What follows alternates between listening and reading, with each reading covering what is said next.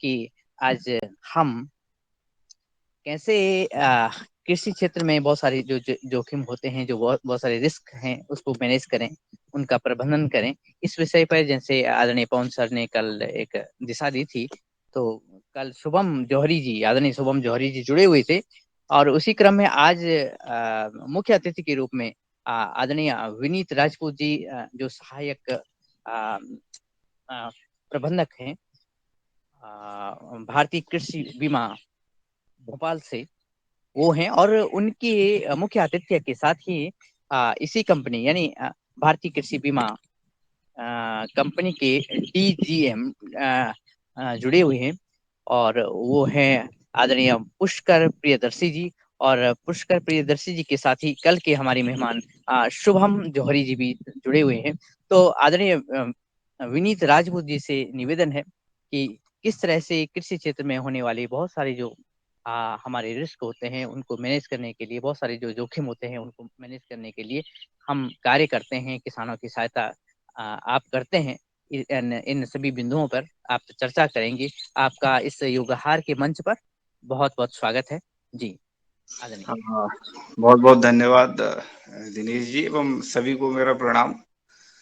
मैं विनीत राजपूत, भारतीय कृषि बीमा कंपनी भोपाल से। कल भी मैं आप लोगों की जो चर्चा हुई उसमें जुड़ा हुआ था, और सुन के बहुत ही अच्छा लगा कि एक ऐसा मंच जिसमें कृषक भी हैं और जिसमें जागरूक कृषक कहना चाहिए कि वो भी जुड़े हुए हैं, और उन्होंने बहुत अच्छे प्रश्न भी उठाए बीमा को लेकर के। कुछ कुछ प्रश्न तो मैंने नोट भी किए, क्योंकि वो नोट करने लायक भी थे।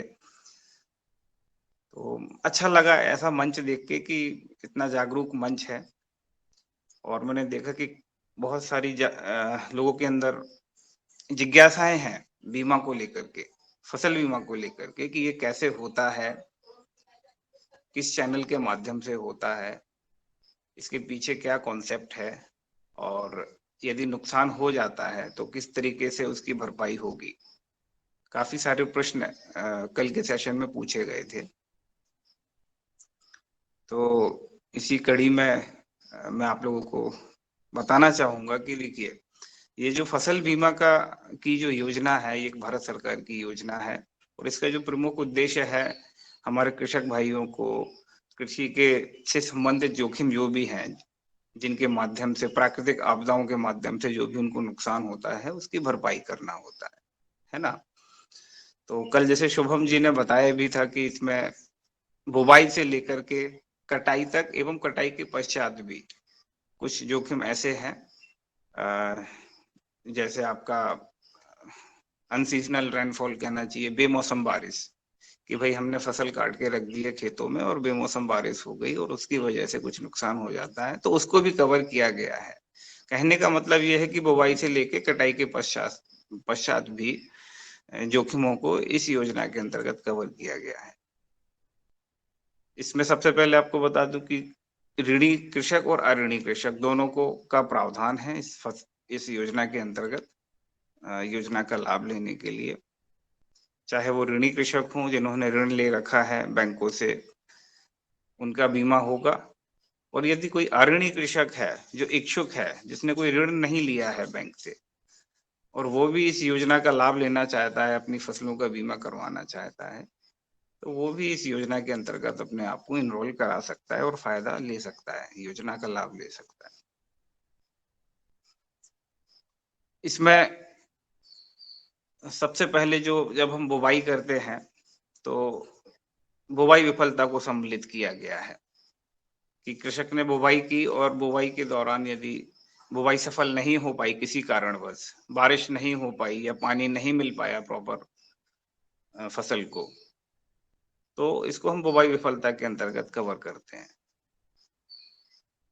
इसमें क्या है, कृषक को प्रावधान रखा गया है कि यदि बुवाई में विफलता हो जाती है और उस क्षेत्र में लगभग 70 से 75% भाग प्रभावित हो जाता है, तो उन सभी बीमित कृषकों को जो उनकी बीमित राशि है उसका 25% का भुगतान तत्काल प्रभाव से किया जाएगा। अच्छा, इसमें कल एक प्रश्न पूछा गया था कि इसका जो बीमित राशि है या सम इंश्योर्ड है वो कैसे आता है? तो इस पे भी मैं आपको बताना चाहूँगा कि जो बीमित राशि होती है वो वास्तव में आपकी प्रति हेक्टेयर जो आपका लागत होती है, जिसे हम कॉस्ट ऑफ कल्टीवेशन बोलते हैं, उसको आधार मान के रखा गया है।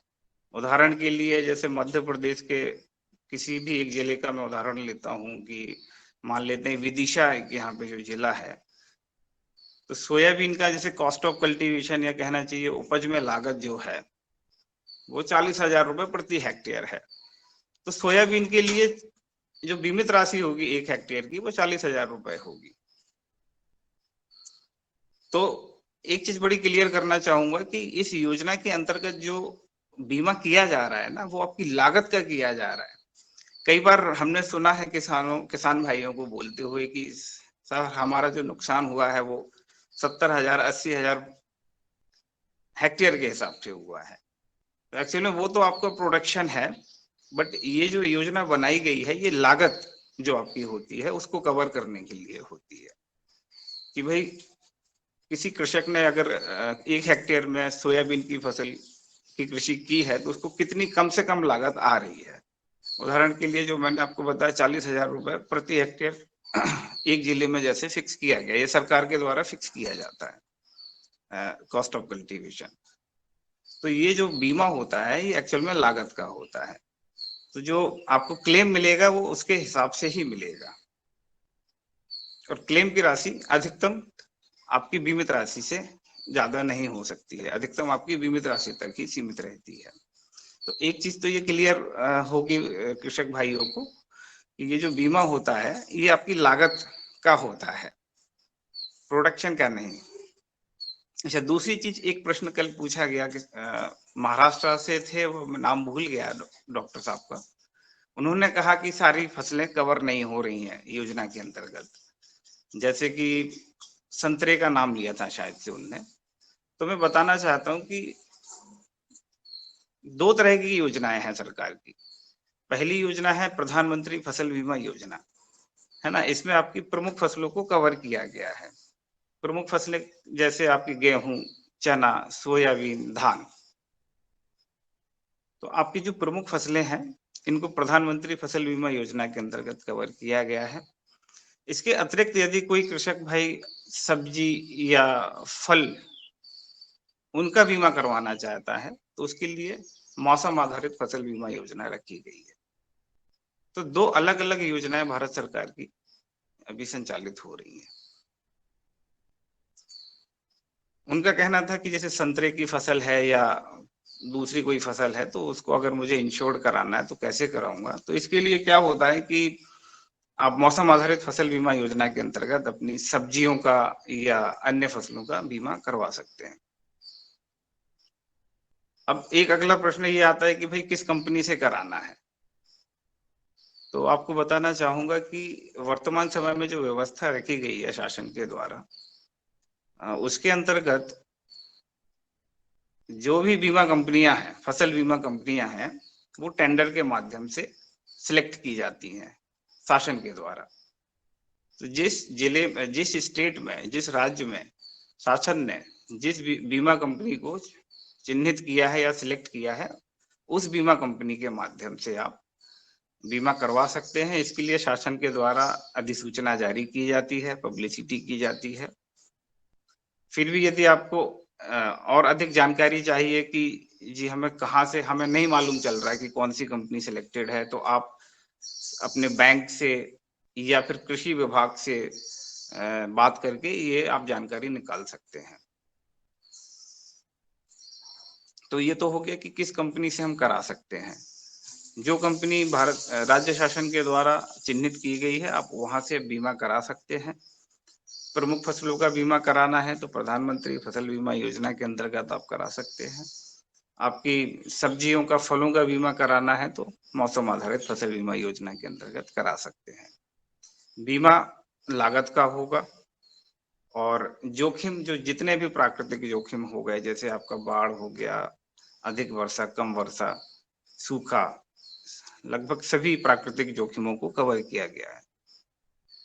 अलग अलग स्टेजेस होते हैं, जैसे अभी बताया कि बुवाई विफलता, बुवाई विफलता में भी आपको प्रावधान रखा गया है। बुवाई विफलता के पश्चात आपका मिड सीजन एडवर्सिटी बोलते हैं हम लोग, मौसम के मध्य में यदि कोई प्रतिकूल परिस्थिति आ जाती है जिसकी वजह से कुछ हानि हो जाती है किसान को, उसको भी कवर किया गया है इस योजना में।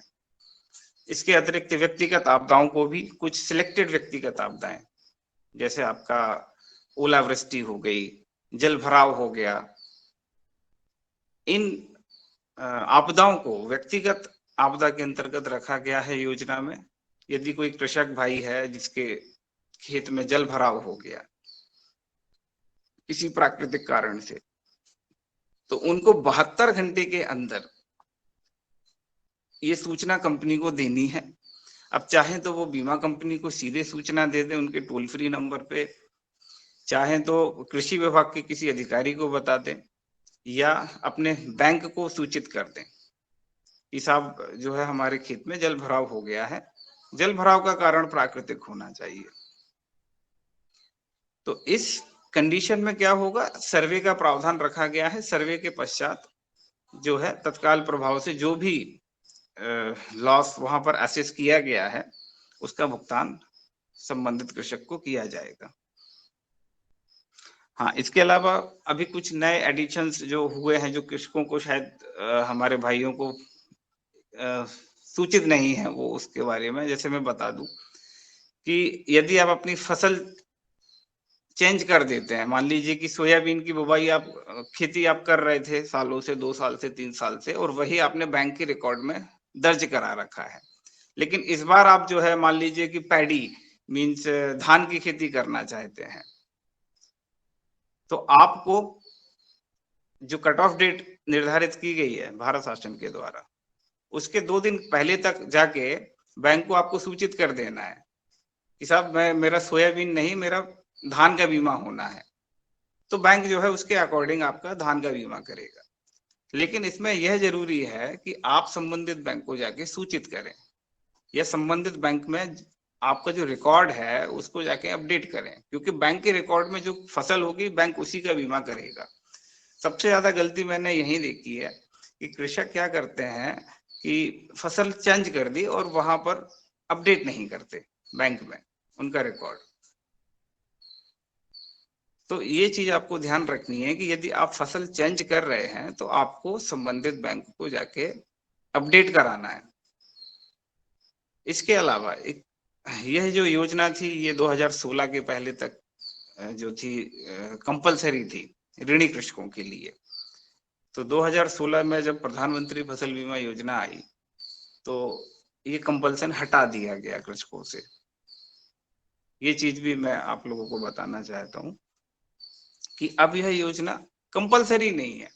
यदि कोई कृषक भाई ऐसा है कि नहीं जी हमको बीमा नहीं कराना है, तो उसका भी इसमें एक प्रावधान रखा गया है कि आपको कट ऑफ डेट से 7 दिन पहले तक जाके आप, एक फॉर्म होता है जिसको हम ऑप्ट आउट फॉर्म बोलते हैं, वो भर के देना होता है आपको। यदि आप वो फॉर्म भर के दे देंगे बैंक को तो बैंक आपका बीमा नहीं करेगा। तो इस प्रावधान के बारे में भी कई हमारे कृषक भाइयों को नहीं पता है। तो आप ऑप्ट आउट भी करा सकते हैं योजना से, और आप अपनी फसल चेंज भी कर सकते हैं, और बदली हुई फसल का बीमा भी करा सकते हैं। तो ये तो कुछ इंपॉर्टेंट पॉइंट थे, वो मैंने बता दिए। इसके पश्चात मध्यावधि जब निकल जाती है, जब आपकी फसल पक जाती है, स्टैंडिंग क्रॉप्स के पश्चात क्षेत्रीय व्यापक एरिया अप्रोच बेसिस पे कहना चाहिए कि अभी तक दावा गणना का प्रावधान था, लेकिन मध्य प्रदेश सरकार ने क्या किया है 2020 से आरएसटी बेस्ड क्लेम पे स्विच हो गई है गवर्नमेंट। कल एक हमारे कृषक भाई थे, उनका कहना था कि ये जो दावा गणना है इसमें होता क्या है कि एक पटवारी हल का स्तर पर फसल कटाई प्रयोग किए जाते हैं। ठीक है, प्रावधान ये था कि एक पटवारी हल का स्तर पर 4 फसल कटाई प्रयोग किए जाते हैं, और ये जो 4 फसल कटाई प्रयोग होते हैं ये रैंडम आधार पर सिलेक्ट किए जाते हैं। तो कई बार ऐसा देखा गया है कि जिस खेत में अच्छी फसल है वहां पर रैंडम प्लॉट आ जाते हैं और वहां का उत्पादन अच्छा दिख जाता है, जबकि वास्तविक रूप से उस पटवारी हल्के में नुकसान है। तो इसी कमी को दूर करने के लिए कहना चाहिए कि मध्य प्रदेश शासन ने आरएसटी बेस्ड यील्ड कैलकुलेशन को अडॉप्ट किया है। अब आरएसटी बेस्ड यील्ड कैलकुलेशन का फायदा यह है कि इसमें पूरा जो आपका गांव है या पटवार हल्का है उसको एक समान तरीके से असेसमेंट किया जाएगा। ऐसा नहीं होगा कि किसी का ज्यादा किसी का कम। तो एक ये जो फायदा है RST based remote sensing based claim calculation का, एक ये फायदा होगा कि सबको जो कहना चाहिए मूल्यांकन है वो ज्यादा अच्छा हो पाएगा। पुराने सिस्टम से, पुराना सिस्टम जो था फसल कटाई प्रयोगों वाला, उससे ज्यादा अच्छा यील्ड एस्टिमेशन यहाँ पे हो पाएगा।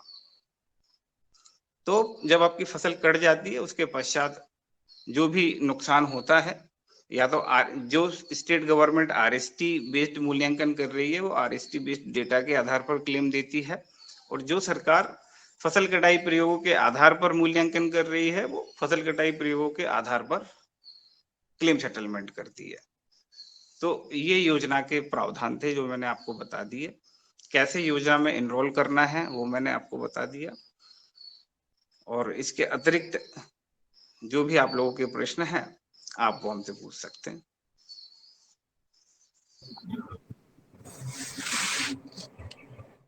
जी जी आदरणीय हमारे अशोक पटेल जी ने हैंड रेज किया है। मैं उनको सादर आमंत्रित करता हूँ, नर्मदापुरम से हैं, आप अपना सवाल कर सकते हैं आदरणीय राजपूत जी से। अशोक जी टकावत। आदरणीय कृष्ण कुमार जी झारखंड से पतंजलि किसान सेवा समिति के जिला प्रभारी हैं, वो अपना सवाल करें। जी हाँ, ये आदरणीय से मैं जानना चाहता हूँ, ये एमपी में जो अभी बताया गया कि 1 हेक्टेयर में लागत राशि है 40,000 रुपया, तो 40,000 रुपया लग जाता है, तो उसको जो हम प्रीमियम जमा करना पड़ता है उसका कितना जमा करना पड़ता है, उसका कितना परसेंटेज, और ये तो लागत राशि का जब हमको नुकसान हो जाता है तो लागत राशि का कितना परसेंट मिलने जाएगा, मैंने मिल जाएगा। जी जी। तो ये दो प्रश्न है मेरा। लागत राशि का कितना परसेंट प्रीमियम हमको जमा करना है एक, और दूसरा है यदि नुकसान होता है तो लागत राशि का कितना परसेंट हमको उधर से रिकवरी होता है। जी बहुत ही अच्छा प्रश्न है आपका। ये पॉइंट छूट गया था मुझसे कि कितने प्रतिशत का प्रीमियम कृषक को देना है।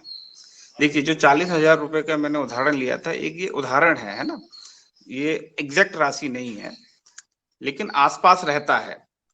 40,000 45,000 रुपए के आसपास स्केल ऑफ फाइनेंस रहता है सोयाबीन फसल का।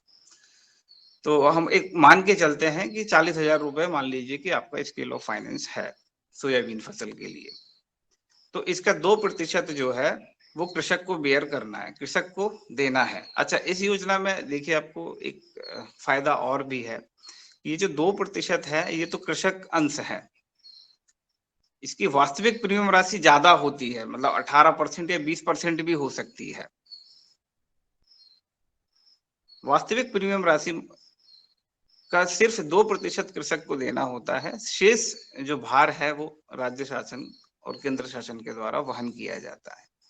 सरकार कृषक के बेहाफ में भुगतान करती है बीमा कंपनी को, लेकिन कृषक जो है उसको सिर्फ 2% खरीफ फसलों के लिए और 1.5% रबी फसलों के लिए देना होता है। इसके अलावा यदि कोई हॉर्टिकल्चर क्रॉप है या कमर्शियल क्रॉप है तो उसका 5% या वास्तविक प्रीमियम राशि जो भी कम हो वो वहन करना होता है। तो ये तो है प्रीमियम की बात। अब हम दावा की बात करते हैं। तो दावा में मैंने बताया जैसे मध्य प्रदेश में अभी तो आरएसटी टेक्नोलॉजी को के आधार पर दावा गणना की जाने लगी है। तो डिपेंड करता है कि आरएसटी टेक्नोलॉजी के पास कि जो दावा गणना होती है उसमें आपका पटवारी हल्कावार या फसलवार कितनी क्षतिपूर्ति हमें राज्य शासन के द्वारा हमें दी गई है, उसके आधार पर फिर हम जो है कृषकों को दावा गणना करके भुगतान करते हैं। कहने का मतलब है कि जो हानि का प्रतिशत है, ये शासन के द्वारा बीमा कंपनियों को बताया जाता है कि हमारे इस पटवार हल्के में इतने प्रतिशत की हानि है, और उसी के अकॉर्डिंग फिर बीमा कंपनियां कृषकों को भुगतान करती हैं। धन्यवाद आदरणीय हमारे। जी हाँ, ये एक बात है। अब जो 40,000 का प्रीमियम 2% होता है, मोटा मोटी 800 रुपया।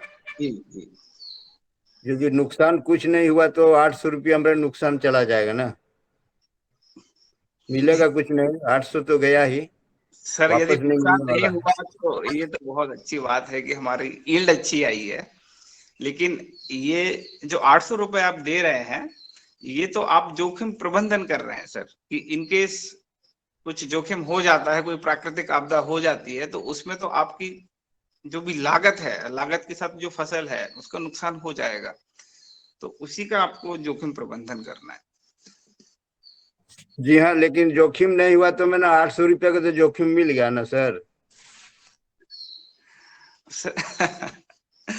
देखिए सर, जीवन बीमा में भी यही होता है कि हम जीवन बीमा कराते हैं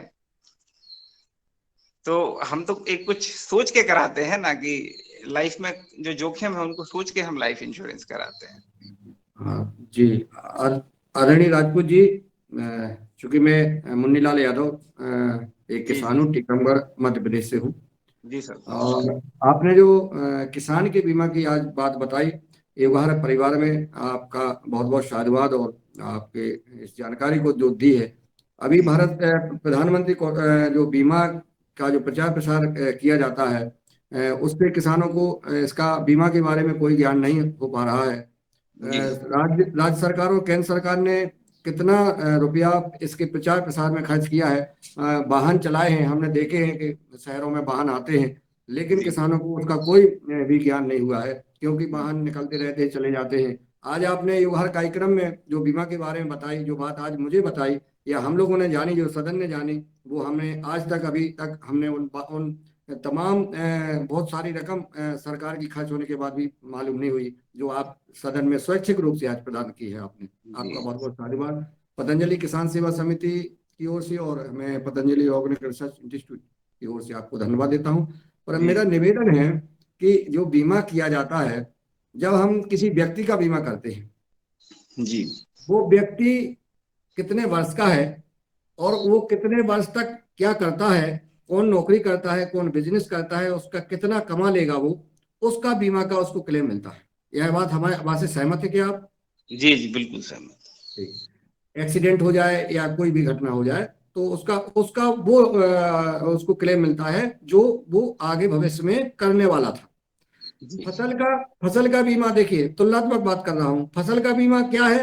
फसल का किसान ने कितनी लागत लगाई है, लेकिन उसका क्या होने वाला था, उसका जो है भुगतान सरकार नहीं करती है। यह बात सही है? जी जी अंतर आ गया एक व्यक्ति के बीमा में और किसान की फसल की बीमा में, यह अंतर आ गया। दूसरा, आपने कहा है कि उस क्षेत्र में 70% जोखिम होना चाहिए, यही है ना? सर, ये जो था 70-75% वाला जो क्लॉज है, ये है बुवाई विफलता में। जी जी ये क्षेत्र का, किसी ग्राम का, किसी फसल का अगर 70 से 75% भाग जो है प्रभावित हो जाता है, बुवाई विफल हो जाती है, तो उस केस में फिर जो है दावा क्षतिपूर्ति भुगतान किया जाता है। ये पर्टिकुलर एक सोइंग फेल्योर को लेकर के क्लॉज है। जी जी। हाँ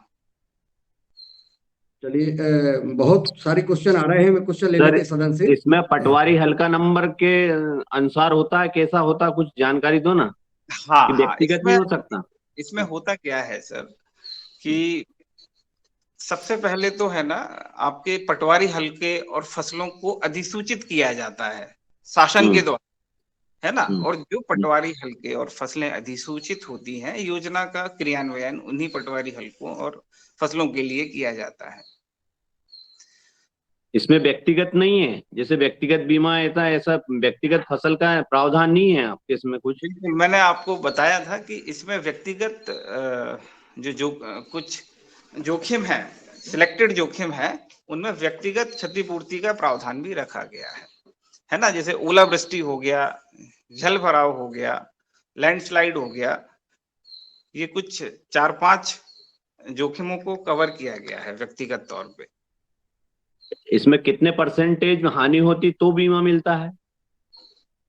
देखिए, व्यक्तिगत का तो ऐसा है कि मान लीजिए कि आपका ओलावृष्टि हो गई तो फिर सर्वे किया जाएगा। सर्वे के दौरान जितना नुकसान आपके खेत में हुआ है उसके आधार पर सर्वे रिपोर्ट बनती है और उसके अकॉर्डिंग ही आपको भुगतान किया जाता है बीमे का, है ना।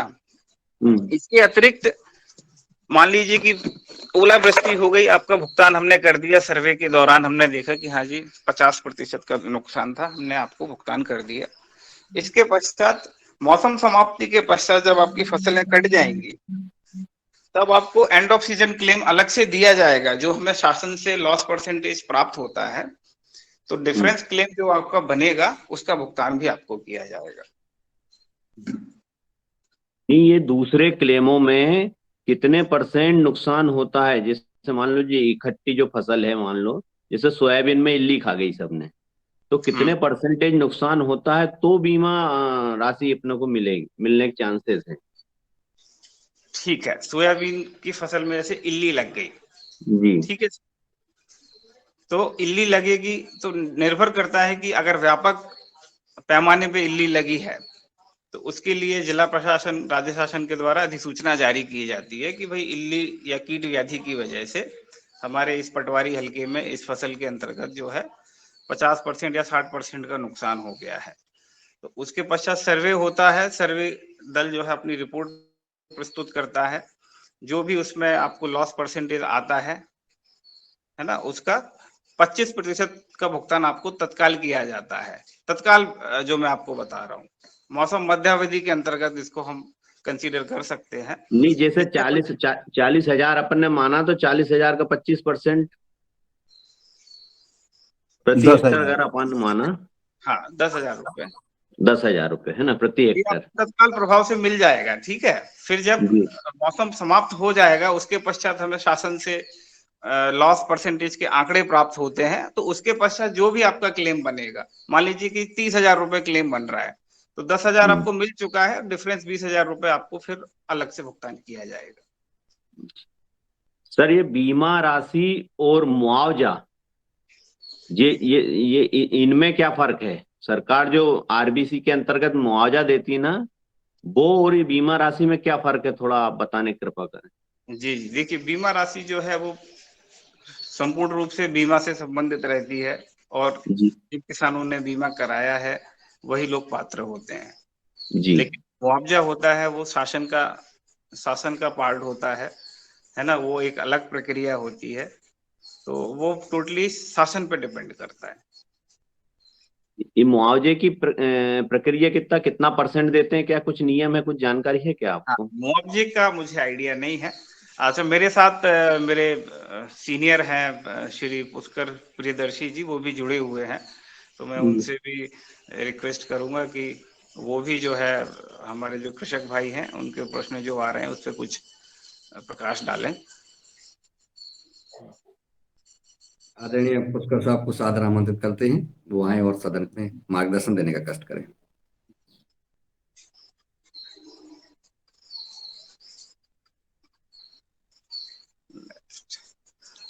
वो फोन आ गया आपका? हाँ, फोन। किसी कारणवश वो लेफ्ट हो गए हैं, शायद रीज्वाइन करेंगे। तो मुआवजा मैं आदरणीय बने सिंह यार, आपका क्या सवाल? जी, सदन के सभी लोगों को मेरा प्रणाम।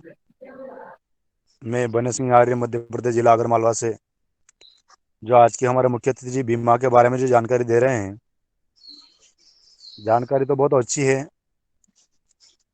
परंतु जैसे किसी इंसान का बीमा होता है तो उसको बीमा पॉलिसी मिलती है, किसी वाहन का बीमा होता है उसको बीमा पॉलिसी मिलती है, तो किसान की फसल का बीमा होता है उसका पॉलिसी नहीं मिलती, वो पॉलिसी कैसे प्राप्त करें, या फिर वो पॉलिसी देने का ही प्रावधान नहीं बीमा में, ऐसा क्या है? जी, देखिए ऐसा नहीं है कि पॉलिसी का प्रावधान नहीं है। जो भी कृषक बीमित होता है उसको एक पॉलिसी इशू की जाती है ना। आपने सुना भी होगा, मेरी पॉलिसी मेरे हाथ, एक कैंपेन चला है। ये जी कैंपेन इसी वजह से चला है कि भाई कृषकों को उनकी जो पॉलिसी है उनके हाथ में देना, उनके गांव में जाके, उनके घर में जाके उनके हाथ में देना। इस मेरी पॉलिसी मेरे हाथ का उद्देश्य यही है। और जितने भी बीमित कृषक होते हैं सभी की बीमा पॉलिसीज कंपनी के द्वारा इशू की जाती है और उनके संबंधित रजिस्टर्ड जो उनका एड्रेस है वहां पर भेजी जाती है। मुझे अन्य जगह की जानकारी तो नहीं, पर मेरे जिले में आज तक किसी किसान को बीमा पॉलिसी नहीं मिली है, और नुकसान हर साल होता है और किसान के पास कुछ भी हाथ नहीं लगता। वो बेचारा फिर नेता के पीछे घूमता रहता है कि हमें नुकसान हो गया, हमें नुकसान हो गया। अगर बीमा पॉलिसी किसान के पास रहे तो अपना अधिकार के लिए वो लड़ सकता है, कंपनी से लड़ सकता है, वो शिकायत कर सकता है, उसके पास लिखित में रहता है। तो ठीक है, ठीक है, मैं समझ गया आपका कंसर्न क्या है। मैं आपको जी दो तीन चीजें बता रहा हूँ। एक तो देखिए, पॉलिसी कंपनी के द्वारा इशू की जाती है और मेरी पॉलिसी मेरे हाथ के अंतर्गत एक प्रावधान ये है कि वो कृषक के हाथ में जाके हैंड ओवर करनी है, उसके एड्रेस पे जाके हैंड ओवर करनी है। मान लीजिए कि बीमा कंपनी आपके यहाँ नहीं करती है या किसी कारणवश नहीं आ पाती है आपके पास पॉलिसी, तो जब भी आपका एनरोलमेंट होता है, भारत सरकार के द्वारा एक पोर्टल बनाया गया है, फसल बीमा पोर्टल हम जिसको बोलते हैं, एनसीआईपी पोर्टल। तो जब भी आपका उसमें एनरोलमेंट होता है और प्रीमियम आपका डेबिट होता है तो आपके रजिस्टर्ड मोबाइल नंबर पर भी एक मैसेज आता है कि भाई आपका इस फसल का और इतने अमाउंट का इंश्योरेंस किया गया है, जिसमें इतना प्रीमियम आपका है और इतना प्रीमियम शासन के द्वारा दिया गया है। जी जी। ये तो आता होगा सर आपके पास नहीं, रजिस्टर। जिला सहकारी बैंक है या किसान का क्रेडिट कार्ड है, जो भी है उनके पास, पर अभी तक बीमा पॉलिसी किसान को प्राप्त नहीं हुआ। ऐसी जानकारी भी मिली थी हमें, और हमने किसान को जागरूक भी किया था। किसान बैंक में गए तो बैंक मैनेजर ने बोला कि आपको किसने बताई ये जानकारी, कहाँ से लाए ये नया नियम आप निकाल करके। ऐसे करके उन किसानों को वापस रिटर्न भेज दिया उन लोगों ने। नहीं नहीं नहीं, देखिए तो पॉलिसी का प्रावधान है, इनकेस नहीं पहुंचती है तो हर जिले में बीमा कंपनी के जो रिप्रेजेंटेटिव हैं वो होते हैं, कृषि विभाग में बैठते हैं, आप वहां से भी कलेक्ट कर सकते हैं। और बीमा कंपनी का भी नाम पता नहीं होता कि कौन सी कंपनी ने अपना किसान का बीमा किया है, वो भी जानकारी किसान को होना चाहिए ना, बीमा पॉलिसी के आधार पर। किसान को तो ये भी पता नहीं कि सरकार ने बीमा किया है या कोई कंपनी ने किया है, या बीमा पॉलिसी कहाँ मिलेगी। बस उसको एक मालूम रहता है कि बीमा कट गया आपका, आपने पैसा जमा किया, बैंक से लेन देन किया, आपका बीमा पॉलिसी, बीमा कट गया, बस बीमा हो गया आपका। नुकसान होगा तो कितना प्रतिशत मिलेगा, क्या मिलेगा, ये भी कोई जानकारी किसान को होती नहीं है। देखिए और इस किसान को अपन बीमा कंपनी के लिए तो मैंने आपको बताया कि वैसे तो पॉलिसी भेजी जाती है, अगर नहीं मिल पाती है पॉलिसी तो बीमा कंपनी के प्रतिनिधियों का भी प्रावधान रखा गया है शासन के द्वारा कि हर जिले में, हर ब्लॉक में, कृषि विभाग में बीमा कंपनी का भी एक प्रतिनिधि बैठेगा। जी जी जी। है ना, आप वहां जाके एक बार उनसे जानकारी ले सकते हैं। अगर वो भी नहीं दे रहे हैं आपको जानकारी, तो आप टोल फ्री नंबर है भारत सरकार के, वहां पे बात कर सकते हैं। एक पोर्टल है जो मैं बता रहा हूँ, एनसीआईपी पोर्टल बोलते हैं हम उसको।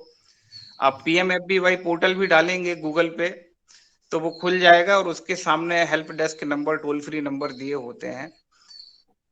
है ना, बिल्कुल मतलब बहुत टफ प्रोसीजर नहीं है। आप गूगल पर डालेंगे पीएमएफबीवाई क्रॉप इंश्योरेंस पोर्टल, तो वो जी पीएमएफबीवाई पोर्टल खुल जाएगा। फिर उसमें कृषक के लॉगिन का भी प्रावधान दिया गया है। कोई यदि उसे समस्या है, वह अपनी कंप्लेंट भी रजिस्टर्ड करा सकता है, इसके लिए उसे कहीं नहीं जाना है और उस पर तत्काल हाँ, एक्शन लिया जाता है।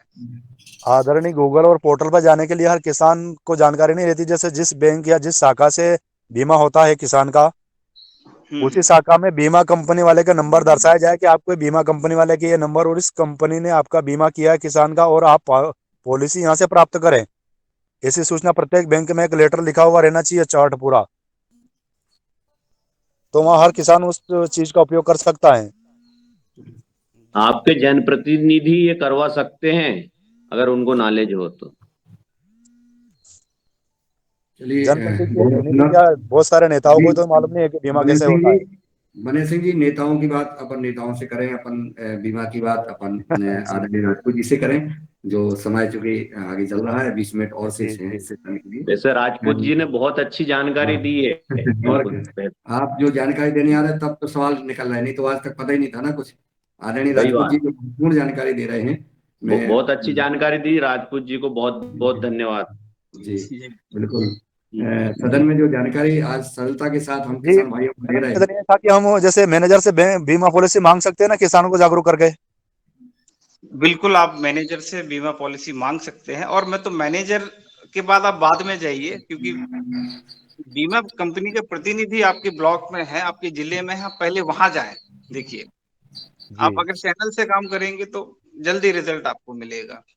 हर जी कृषि विभाग में जिला स्तर पर डीडीए ऑफिस होता है, वहां बीमा कंपनी का प्रतिनिधि बैठता है, ये प्रावधान है योजना में, ठीक है। और ब्लॉक स्तर पर जो एसईडीओ ऑफिस होते हैं, कृषि विस्तार अधिकारी लोग जो बैठते हैं, वहां पर भी बीमा कंपनी का प्रतिनिधि बैठता है, तो आप उनके माध्यम से बीमा पॉलिसी कलेक्ट कर सकते हैं।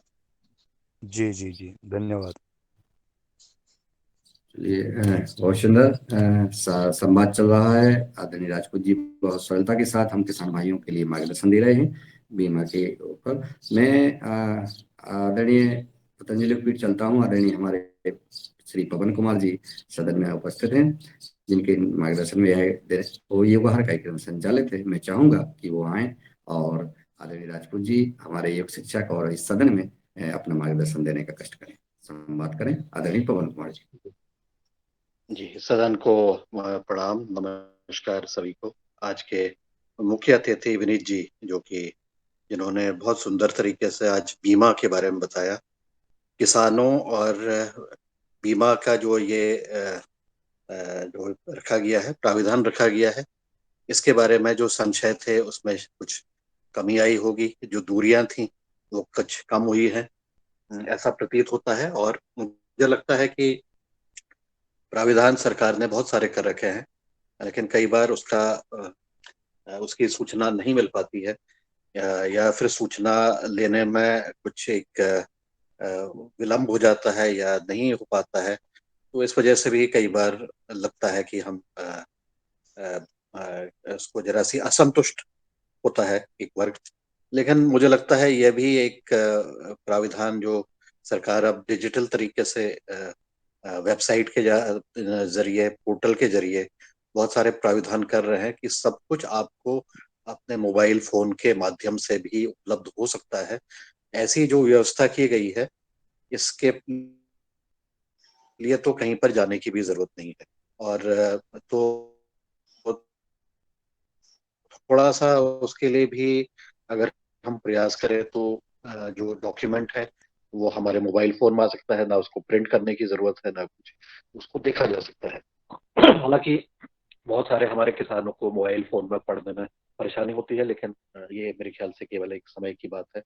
कुछ समय के बाद ये सब चीजें शायद और आसान हो जाए, और ज्यादा सुलभ हो जाए, और ज्यादा हम जागरूक हो जाएंगे तो और बेहतर तरीके से हो सकता है। तो आज की हमारी ये बीमा के ऊपर, विषय के ऊपर जो चर्चा हुई है, आशा है कि उससे जो हमारे जो प्रोडक्ट्स हैं उसमें, उसको बनाने में, उसको क्रियान्वयन करने में और उसको लेने पर और ज्यादा सुगमता होगी। हमारे इस मंच के जो भी जुड़े हुए हमारे साथी हैं, काश्तकार हैं, और हमारे बीमा कंपनी के, एग्रीकल्चर इंश्योरेंस कंपनी के जो आज जुड़े हुए हैं मुख्य अतिथि के रूप में, और समस्त जो और अन्य जो जुड़े हुए हैं, हेड ऑफिस से जुड़े हुए हैं, शुभम जी देहरादून से जुड़े हुए हैं, तो सबको एक अंडरस्टैंडिंग, एक कॉमन अंडरस्टैंडिंग की तरफ हम लोग बढ़ने का प्रयास कर रहे हैं।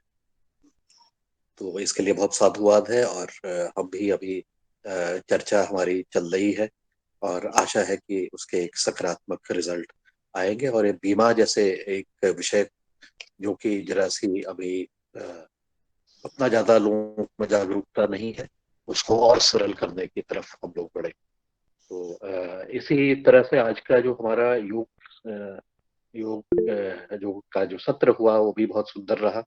बहुत ही सुंदर तरीके से अल्मोड़ा से श्री अधिकारी जी ने बहुत बढ़िया तरीके से योग कराया। मैं जानकारी के लिए, बहुत लोगों को जानकारी नहीं होगी, अल्मोड़ा में एक सूर्य मंदिर है, मेरे ख्याल से बड़ा सुंदर जगह पर कटारमल नाम की एक जगह है अल्मोड़ा में, वहां पर एक सूर्य मंदिर है।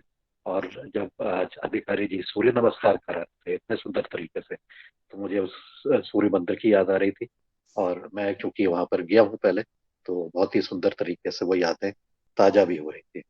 जब भी आप लोग कभी अल्मोड़ा आएंगे, हमारे सदन के जो भी साथी, जब उनको अल्मोड़ा में प्रवास करने का मौका मिलेगा, भ्रमण करने का मौका मिलेगा, तो ये सूर्य मंदिर को भी देखें, क्योंकि जो सूर्य नमस्कार है वो सूर्य भगवान के ऊपर ही हमारा उसके ऊपर केंद्रित है। तो आज की कक्षाएं बहुत अच्छी रही, और ये अनवरत रूप से चलने वाली योगाहार कक्षा, इसके निश्चित रूप से सभी को लाभ मिल रहे होंगे, मिल रहे हैं। और आशा है कि इसी तरह से हम आगे करते रहेंगे।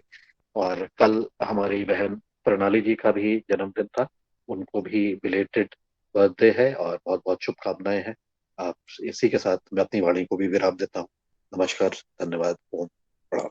जी, धन्यवाद सर। धन्यवाद सर। अब हमारे अशोक जी ने हैंड रेज किया था, शायद दोबारा कोई और बात पूछना चाहते हैं जी। मेरा ये था सर से, राजपूत जी से, कि जैसे व्यक्तिगत बीमा हो सकता है कि नहीं फसल का? जैसे कोई किसान चाहे बैंक से नहीं करवाए, उसका कोई ऋण नहीं है, और खुद व्यक्तिगत बीमा ले सकता है, उसमें पटवारी हल्का का बंधन है क्या, ऐसा कुछ? और अगर फसल खराब होती तो जैसे व्यक्तिगत जैसे दूसरी पॉलिसियों में बीमा मिलता है, ऐसा किसान को लाभ मिल सकता है क्या? ऐसा कुछ है क्या प्रावधान?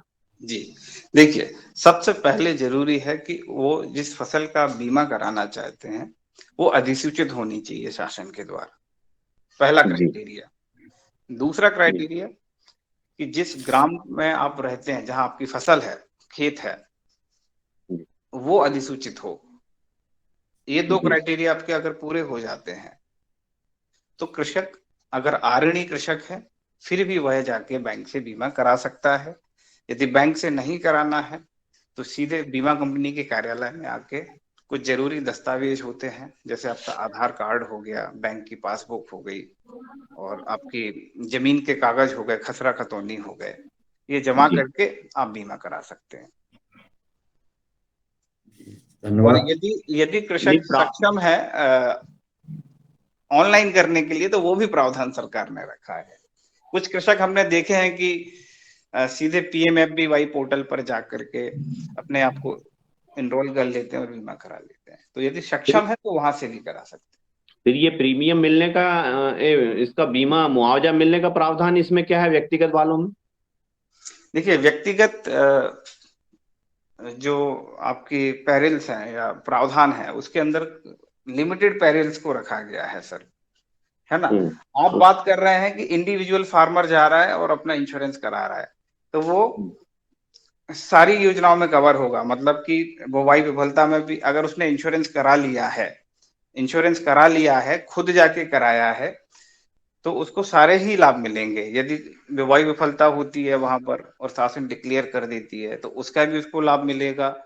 मध्यावधि, मौसम मध्यावधि के दौरान यदि कुछ हो जाता है, कोई पेरिल आ जाता है, आपदा हो जाती है और उसमें कुछ लॉस रिपोर्ट होता है, तो उसका भी उसको फायदा मिलेगा। और मौसम के अंत में तो मिलना ही है, यदि वहां नुकसान शासन के आंकड़ों में दर्शाया गया है तो। नहीं, इसमें इसमें ये प्रावधान है, जैसे वो व्यक्तिगत किसान ने बीमा करवाया है, उसका व्यक्तिगत क्षति हुई, गांव की दूसरे लोगों की नहीं हुई, ठीक है।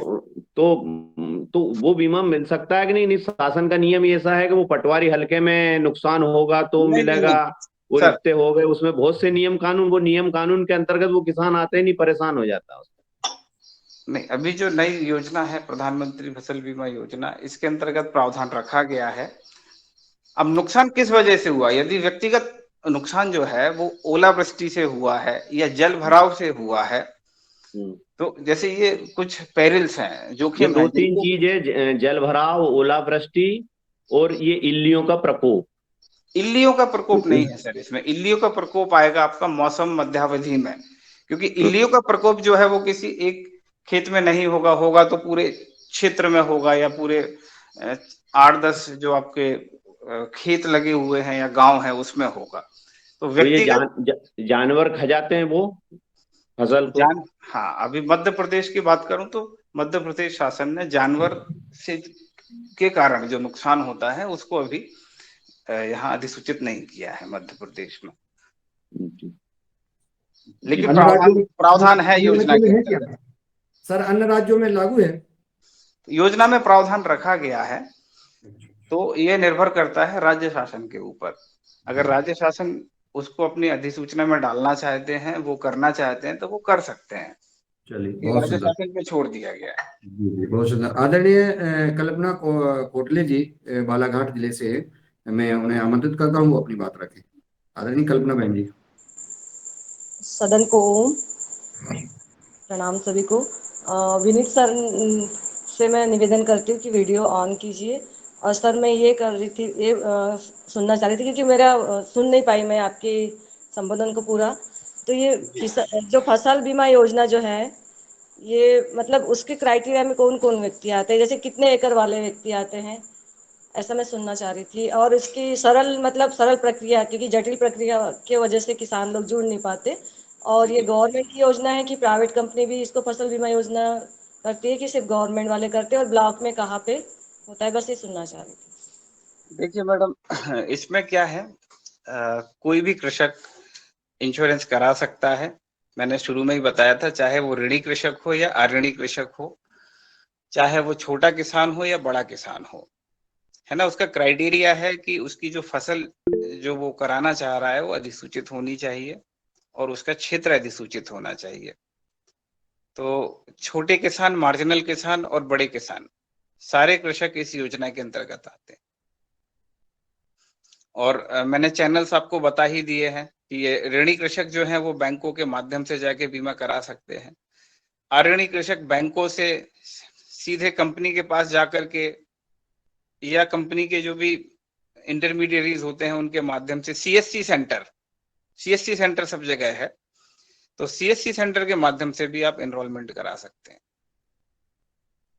जी, बहन जी का सवाल का जवाब शायद मिल गया है। जी जी। और कोई सवाल? आदरणीय शरद वर्मा जी इटारसी नर्मदापुरम से हैं, वो आए और जी सवाल करने का कष्ट करें।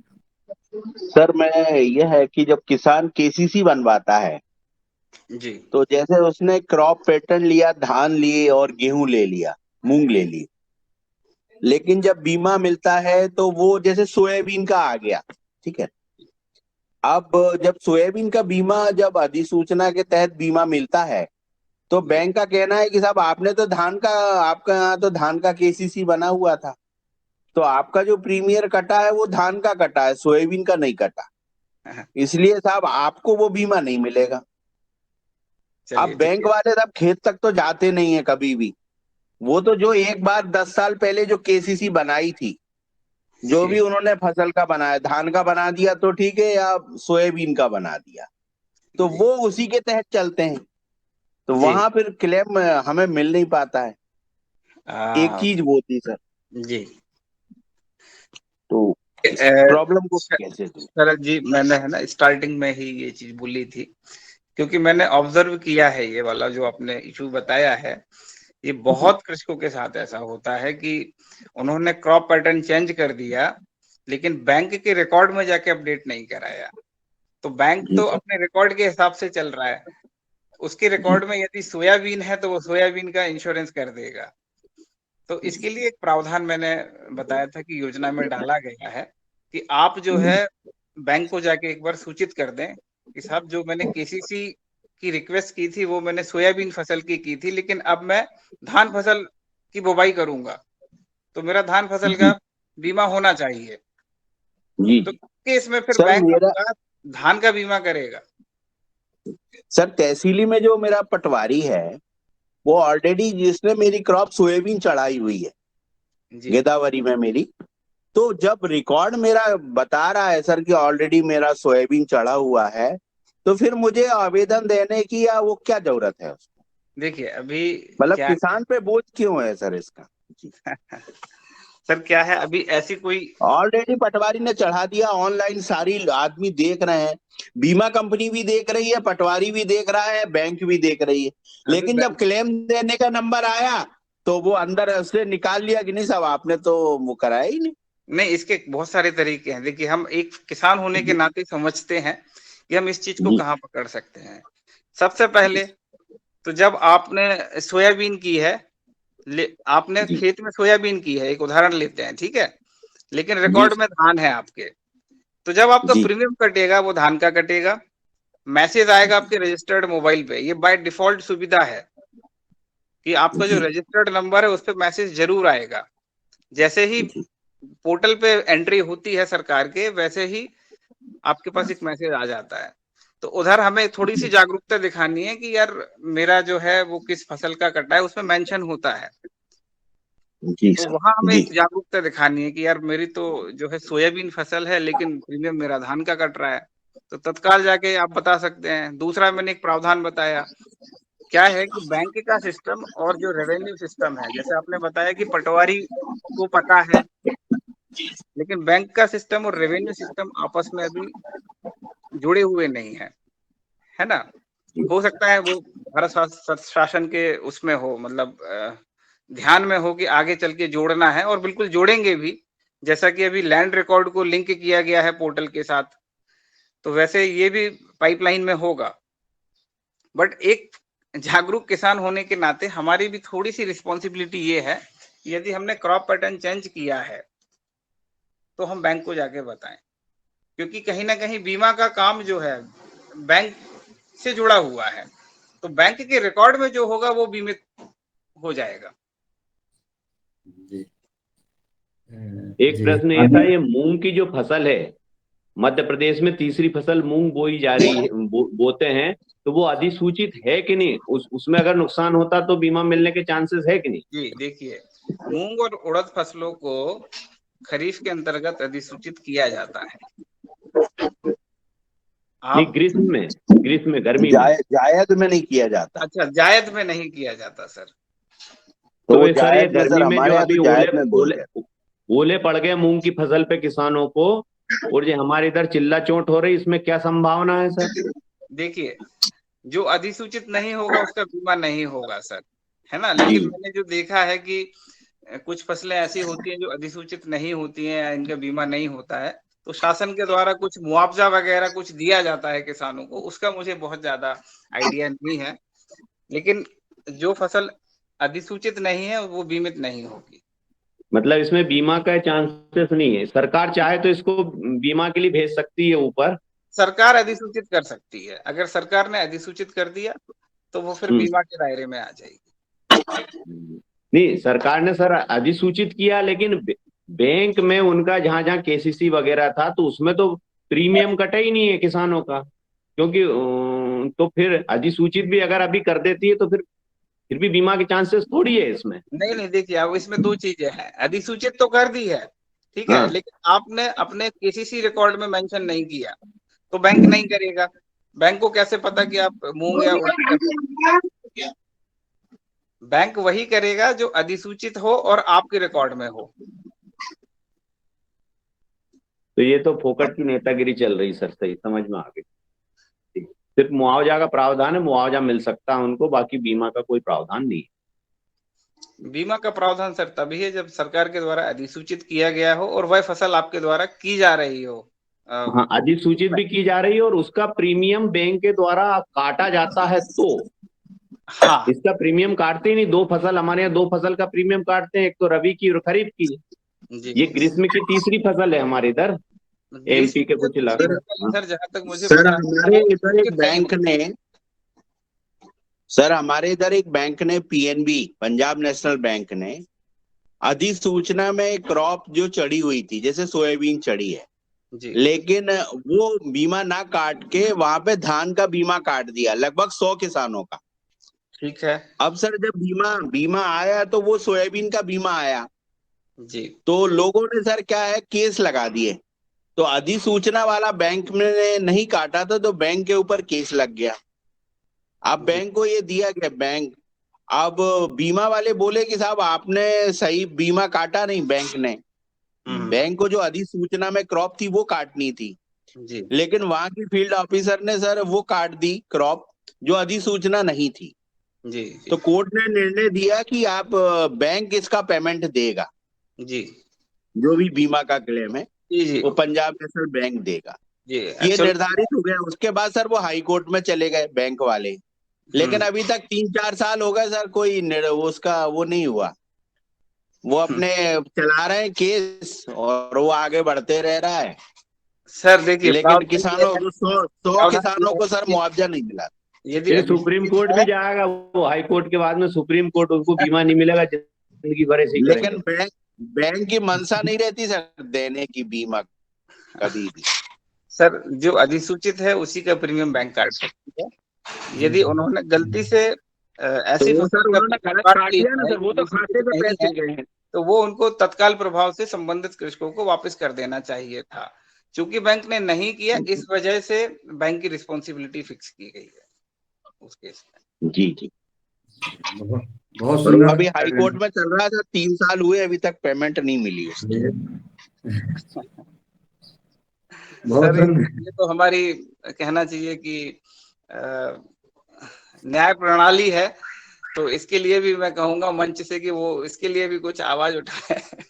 क्योंकि जी सर राजपूत जी एक जी। किसान के बेटे हैं, शरद जी राजपूत जी किसान के बेटे हैं, और वो इनकी भावनाएं झलक रही हैं। क्योंकि अलग बात है कि वो कहाँ पदस्थ हैं, क्या उनका कर्तव्य है, लेकिन किसान की बात इनके मन की झलक रही है कि यथार्थ किसान हम संवाद जो कर रहे हैं वो सही कर रहे हैं। जी जी नहीं, बहुत सबसे शानदार आज राजपूत जी ने इतनी अच्छी मतलब जानकारी दी है नीचे से लेकर ऊपर तक कि मैं आपको बता नहीं सकता। बहुत बेहतरीन जानकारी, जो किसान इनके बारे में जो सुनना चाहता था उन्होंने एक एक जानकारी इसमें दी है। मैं राजपूत जी का बहुत बहुत धन्यवाद करता हूं। और आपने अगर जो जानकारी लेने वाले कुछ किसान हैं इसमें जो नॉलेज रखते हैं थोड़ा बहुत, वो समझते हैं कि राजपूत जी ने कितनी गहरी गहरी बातें बताई है। अगर उनका अनुपालन अगर कोई किसान करता है ये बीमा के उससे, तो वो कभी मात नहीं खाएगा। इनकी बातों में मतलब बहुत इन्होंने गूढ़ रहस्य बता दिए। इसके लिए मैं सदन की ओर से राजपूत जी का बहुत बहुत धन्यवाद करता हूं और बहुत बहुत साधुवाद देता हूं। और पतंजलि जो जिन्होंने ये कार्यक्रम रखा है उसके लिए भी मतलब उनने कितनी गहरी चीज रखी, उसके लिए भी मैं उनको बहुत बहुत धन्यवाद देता हूँ। बहुत इसके सही लिए तो मैं जानकारी भी आज सदन को प्राप्त हुई। पतंजलि का बहुत बहुत धन्यवाद और आभारी हूँ, क्योंकि कल जब मैं जुड़ा मैंने देखा कि यार अपने कृषक भाई, और वो भी इतने कहना चाहिए अवेयर, और उनने जो प्रश्न किए वो सुन के मैं रह गया कि यार किस लेवल पे प्रश्न कर रहे हैं और कितनी जिज्ञासा है। तो मैंने फिर शुभम को से बात की, शुभम जी से मैंने कहा यार मैं कल जुड़ूंगा। जी जी, बहुत सुंदर है राजपूत जी। और अभी आदरणीय सवाल और जी आदरणीय अशोक जी और सद वर्मा जी, आज के हमारे मुख्य अतिथि ने हमको पूर्ण जानकारी दे दी है। अब बीमा पॉलिसी कैसे प्राप्त करना है ये अपना अधिकार है, अपन सब किसानों को जगाएं और बीमा पॉलिसी प्राप्त करें तो हम आगे लड़ सकेंगे, अन्यथा फिर कोई हाथ नहीं लगेगा अपना। अगर पॉलिसी ये अपने हाथ में राजपूत जी ने अपने को एक रास्ता बता दिया, उन्होंने बहुत गहरी गहरी बातें बताई है, वो सब मैंने नोट जी करी चलिए आज। अब उस रास्ते पे अगर अपन चलेंगे तो निश्चित किसान को फायदा होगा। जी, अब आगे चलते हैं, आगे और हमारे हैंड रीच हैं और किसानों को सुनेंगे। और मैं चाहूंगा आदरणीय मेनपाल सिंह जी सादर आमंत्रित थे, वो आए और अपनी बात रखें। सदन को मेरा प्रणाम। आज के हमारे मुख्य अतिथि जी विनीत राजपूत को बहुत ही धन्यवाद धन्यवाद। जो हम कोई भी जो किसान इस बीमा कंपनी के बारे में नहीं जानता था, किस कंपनी का बीमा करता है, कौन सी कंपनी काटती है, बैंक कैसे करता है और कितना वो उसका मुआवजा या उसकी प्रीमियम आता है, बहुत ही अच्छी जानकारी दी है। अंदर की जो बातें इन्होंने बताई है, बहुत बहुत धन्यवाद करता हूँ। और मैं ये थोड़ा जानना चाहता हूँ, जो बीमा प्रीमियम कटवाता है किसान कृषि केसीसी से, उसको मुआवजा नहीं मिला है, और जो उनको कहते भी आपका बीमा है इसलिए आपको मुआवजा नहीं मिलेगा, तो मुआवजा तो एक अलग चीज होगी और बीमा एक अलग चीज हो गया। तो इसके बारे में थोड़ी जानकारी जानना चाहता हूँ। और एक बात और है, एक हमारे किसान था, उन्होंने जो बीमा कटवा रखा था और उन्होंने उनका अभी तक बीमा राशि नहीं आई है, नुकसान हुआ था उनका, वो नुसरत भी खेत में जाके दिखा था, उनका जल भरा हुआ था। और अधिकारी जो कृषि विभाग में जाते हैं वे उनको टाल मटोल कर देते हैं। अभी तक पीछे से कि वो आपकी बीमा राशि आई नहीं है, इसलिए उस महीना डलेगा, लगेगा 2 महीना लगेगा, फिर डालेंगे। वो टाल मटोल कर देते हैं, तो वापसी किसान को भेज देते हैं। किसान बहुत काफी परेशान है। इस बारे में थोड़ी जानकारी जानना चाहूंगा विनीत। जी जी, आपके 2 प्रश्न है। पहला तो ये है कि क्षतिपूर्ति, बीमा की क्षतिपूर्ति और मुआवजा, है ना, और दूसरा आपका दावा से संबंधित प्रश्न। तो पहला प्रश्न मैं आपको बताना चाहूंगा कि जो क्षतिपूर्ति होती है, फसल बीमा क्षतिपूर्ति, यह उसी केस में मिलेगी जिस केस में किसान का इंश्योरेंस होगा, बीमा होगा। ठीक है, बीमा और जो आपका मुआवजा है, ये दोनों बहुत अलग चीजें हैं। बीमा कंपनी देगी और मुआवजा सरकार की रिस्पॉन्सिबिलिटी होती है। यदि सरकार वहां अनाउंसमेंट कर देती है या फिक्स कर देती है कि मुआवजा हम देंगे, तो वो देते हैं। ठीक है, तो दोनों का कोई रिश्ता नहीं है आपस में। और यदि आपसे कोई कह रहा है कि आपको बीमा मिल गया, मुआवजा इसलिए आपको मुआवजा नहीं मिल रहा है, तो इसकी जानकारी आप जो है, मैं कहूंगा कि कलेक्ट्रेट में इस चीज को उठाएं। यदि सरकार का निर्णय होगा तो वो आपको क्लियर बताएंगे कि चूंकि आपको बीमा मिल गया, मुआवजा इसलिए नहीं मिल रहा है। वैसे ऐसा कोई रूल है नहीं, या फिर मेरे नॉलेज में तो नहीं है, क्योंकि दोनों बहुत अलग चीजें हैं। मुआवजा राज्य शासन का काम है और बीमा क्षतिपूर्ति देना इंश्योरेंस कंपनी का काम है। तो ये दोनों अलग चीजें हैं सर, है ना। इसके लिए आप जो है एक बार जो भी सिस्टम है आपका, कलेक्ट्रेट में जन सुनवाई वगैरह होती है, या फिर सही कहा था राजपूत जी ने, बिल्कुल सही बात बताई। सही है। कृषि विभाग में जाके भी आप बात कर सकते हैं, बता सकते हैं। मैं महाराष्ट्र चलता हूँ। आदरणीय डॉक्टर किशोर दुबे जी का हैंड रेज है और समय भी लगभग हो रहा है। आदरणीय डॉक्टर किशोर दुबे जी, साधना मंदिर। एक सर और मैं जो हमारे जो मुख्य अतिथि का है, जो हम इनका कांटेक्ट नंबर लेना चाहते हैं, जो आगे कभी जरूरत पड़ेगी तो इनको संपर्क करके कर सकते हैं। थोड़ा सा जी आपका नंबर बताइए कष्ट करें मोबाइल। अच्छा, ठीक है सर, मेरा नंबर आप नोट कर लीजिए। 99 81 29 526। आदरणीय राजपूत जी 1 सेकंड, जो है मेनपाल जी अनम्यूट कीजिए। पहले मैं म्यूट कर दूं। म्यूट करने पे आवाज आती है, सभी लोग अपना सवाल करके म्यूट कर लिया करें। जी आदरणीय राजपूत जी, आप बोलिए। 9981 29 5262। अपना कार्यालय कहाँ पे है भोपाल में? जी, हमारा कार्यालय, आप जो भोपाल या जिन्होंने भोपाल देखा हुआ है वो समझ पाएंगे। यहाँ पर डीबी मॉल या गायत्री मंदिर जरूर देखा होगा आप लोगों ने। जी जी जी जी गायत्री सर। मंदिर के बिल्कुल सामने LIC का जोनल ऑफिस है, उसके फर्स्ट फ्लोर पे हमारा कार्यालय है। सर अब तो आप हमारे सदन से जुड़ गए हैं और अब आपको हम छोड़ेंगे नहीं। जी जी सर। बिल्कुल सही बात है।